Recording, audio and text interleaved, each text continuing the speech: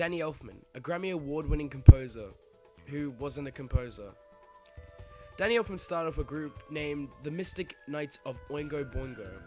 The group was created for Richard, his brother, for his directional debut in The Forbidden Zone, released in 1980, which is now considered a cult classic by Elfman fans. Danny Elfman has been known for his work mainly with Tim Burton, composing almost all of his films. The reason for this is because Tim Burton is the person who originally introduced Danny into composing. He has also been acclaimed for his involvement in such productions as The Simpsons, Psycho, and Mars Attacks.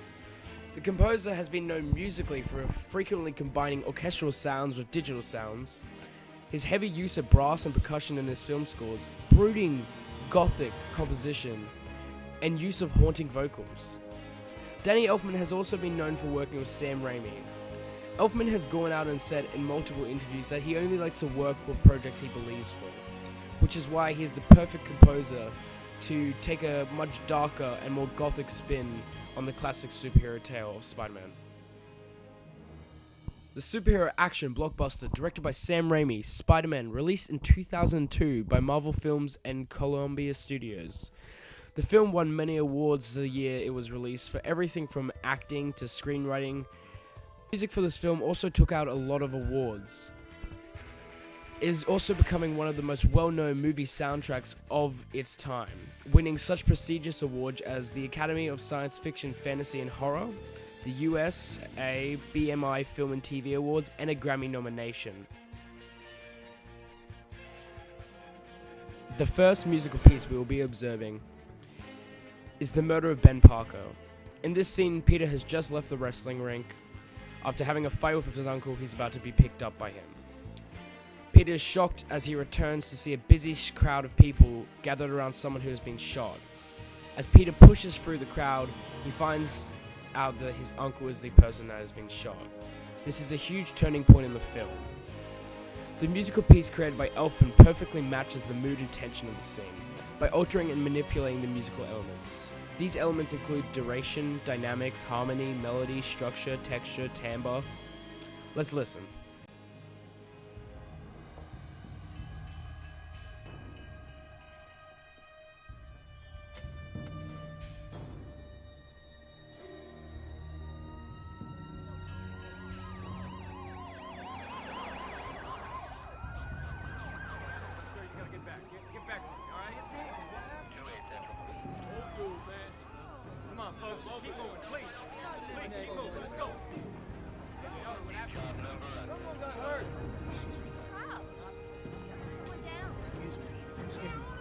Excuse me.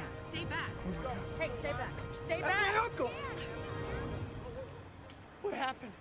Carjacker, he's been shot. Look, we just called the paramedics. They're on their way. Hey, stay back. Uncle Ben? Uncle Ben? Uncle Ben? Peter. Over here, Uncle Ben.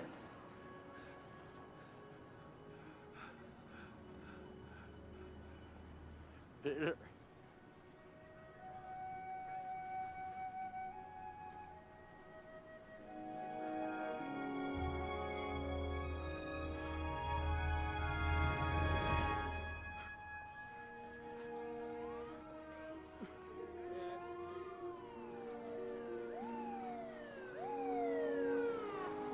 They got the shooter.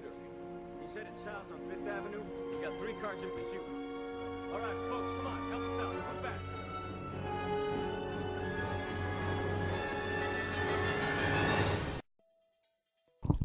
Let's begin with the timbre of the piece. Due to the choice of instruments and strong style of play, the composer is using an abundance of string pads to draw out and emphasize strong moments of silence in the film.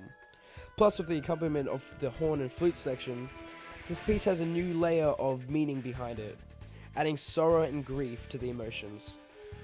With regards to duration, the piece uses slow and drawn-out notes, sudden crescendos, strong repetition in strings, long holds of notes and strong changes from piano to forte. The piece is also very interesting dynamically, having the main theme play back as Peter realizes exactly what he has to do. The dynamics of the piece go from gradual changes at the very beginning of the piece, when Peter is moving throughout the busy crowd, then to more sudden changes. As more layers are added to this piece, it gains a much more richer and fuller feel. The piece of music uses the same motifs as another portion in the film. The reason for this is because this piece of music is the main theme of the movie. That's why it is seen in the opening. For example, title sequence. The aim of the title sequence is to quickly get the audience's attention and have them get the general feel of the film. Danny Elfman has done this very effectively in the opening title sequence of this movie. This piece is heroic, yet brooding in feeling, and most importantly, it is gothic. These are all aspects requested by Sam Raimi. It is also important to note that this is also the first ever showing of Marvel Films logo, meaning Danny Elfman technically also composed that without realizing. Let's have a listen.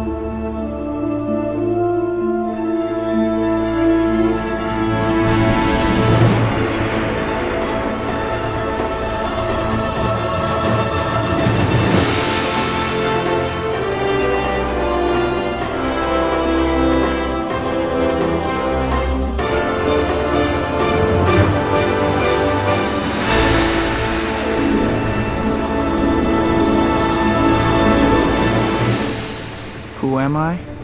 You sure you want to know? The story of my life is not for the faint of heart. If somebody said it was a happy little tale, if somebody told you I was just your average ordinary guy not a care in the world, somebody lied.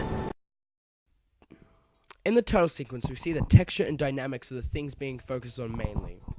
The piece structure is interesting because this piece of music is what all the other pieces of music are based off, being the main theme. We see that Elfman has manipulated the musical element of duration in this piece by having strong uses of strings and brass pads, with the combination of percussion, which is very sharp and strong in this piece. The entire piece is extremely fast-paced. there is a strong accent on the first beat of every bar to keep a type of tribal rhythm. The composer also uses a 4/4 time signature and a shuffling effect for the drums. The most iconic thing about this track is the strings, almost playing a 1-2-3-4, 1-2-3-4. It is also interesting to note that once the narration begins, all the busyness of the piece gradually fades out. The piece is also in a major key, using its harmonic rhythm to create tension. It builds a world just in sound. If you showed this song to anyone, they would know it's a superhero song, just by the timbre and just the general feel of the music. The texture of the piece is rich, hearing a multitude of layers of strings from classical Elfman brass section. However, percussion is also a very important part of this piece, because it sets the pace of the entire film, being a high-paced, high-action adventure film.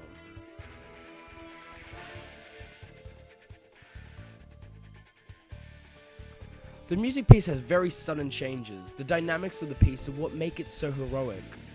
They go from very low hums of strings to very high brass and string portions. There are a lot of similarities between these two pieces. They may sound very different, but they are very similar in texture and dynamics. The reason for this is the fact that the main theme is one of the pieces I observed, and the other piece of music is based off that. The reason that they do this is so that all of the music in the movie flows very nicely together. This is something that Danny Elfman is very famous for. Being something that he said in interviews, if you put on one of his soundtracks, you can just hear the gradual transformation of each song. Danny Elfman has achieved what all composers try, and that is to create a piece of music that tells a story before the film even begins. Thank you for listening.